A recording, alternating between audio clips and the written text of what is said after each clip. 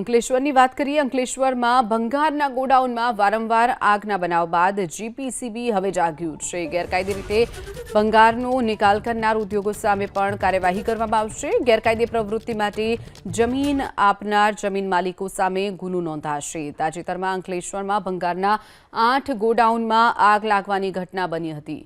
તો વારંવાર ભંગારના ગોડાઉનમાં આગની ઘટનાઓ બને છે, જેને લઈ અને ગેરકાયદે પ્રવૃત્તિ માટે જમીન આપનાર જમીન માલિકો સામે ગુનો નોંધવામાં આવશે.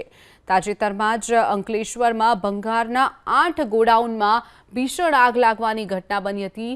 અંકલેશ્વરમાં ભંગારના ગોડાઉનમાં વારંવાર આગ લાગતા હવે જીપીસીબી જાગ્યું છે.